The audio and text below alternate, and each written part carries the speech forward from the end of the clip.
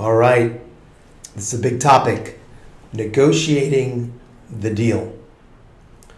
How does one negotiate the deal? Well, it's the easiest topic to talk about abstractly because it would be nice if we had a deal to talk about, a specific deal. But there are some general concepts that perhaps pertain to every deal. And I've got to begin, it may be a little bit, sound a little stilted, but this is frank, this is the truth, this is earnest. I think it begins with the realtor's duties, okay? You may know I was a lawyer for 12 years. I practiced law. And one of the first things that struck me when I became a realtor was, holy cow, we have literally the same, if I'm not mistaken, all of the same duties.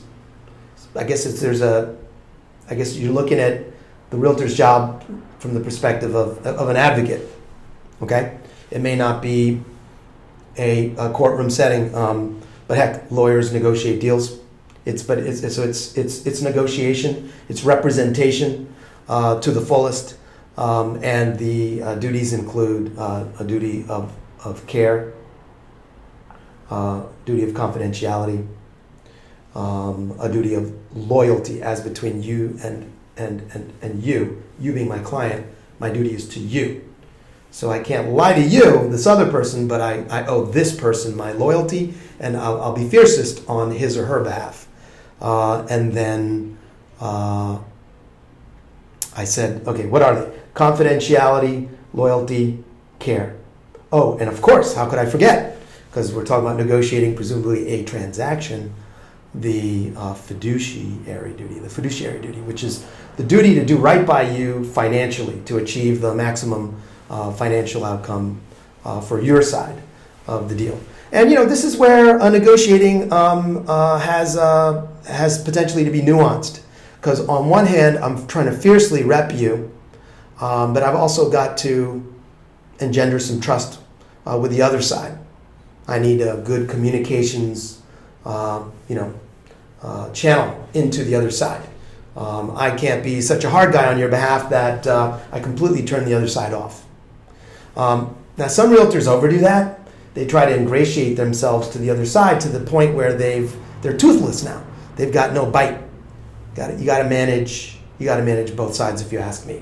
In other words, it is not my job to be friends with the person on the other side of the deal, but I may as well try friendliness because it's nice. It's potentially going to expedite communications, but all the while managing my duties. Sort of confidentiality and care and loyalty, I think often are violated by realtors. I notice when I'm calling on behalf of my client, and they in response just give me much more information than they should. Sometimes, like, I'm thinking on two levels at that moment, like, oh my gosh, what an awful thing for them to do on behalf of their client, and I'm also thinking, goody, I'm learning good stuff from mine.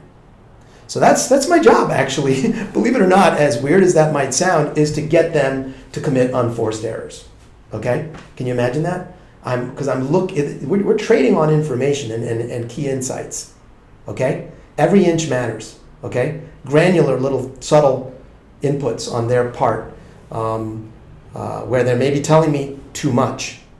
Now, sometimes they're doing it artfully and purposefully and trying to manipulate me back. So you're always thinking things like, hey, am I being played here? That's one of the most important things that I can do for my client as we try to gain insight into what's a murky and not transparent dynamic. Okay, it's not, people expect, but it is not by definition transparent. We like the notion of transparency, but we don't get it necessarily. And that's my job to sort of penetrate. It also becomes to sort of put everything on the table that I have discovered and go back and forth with my client together. Many of my clients are really excellent negotiators themselves. And so I may be the tip of the spear, but I bring the information back to the team. Could be a couple, could be an individual, It could be a friend, or uncle, someone else dialing in, because we're all trying to examine the situation and lay out what I know and what I don't know. I've got the known knowns, the known unknowns, the unknown unknowns, and so forth. And we're literally trying to piece together what's going on, how do they feel about the situation, what's the strategy we should form in light of all of the totality of the circumstances. So I do feel a little bit like a hunter for information. I go out there, try to get it, and bring it back to you. Could be a simple thing like they're feeling pressure. Okay, I'm representing you, the seller. The buyer agent tells me they're feeling pressure because their home in Oklahoma hasn't sold, or it has sold, or it isn't going to sell for as much as they want, or it's going to sell for a lot more than they ever imagined, so they have more money to spend on your house. Thanks for the information. Let's keep talking and bring that back to my people.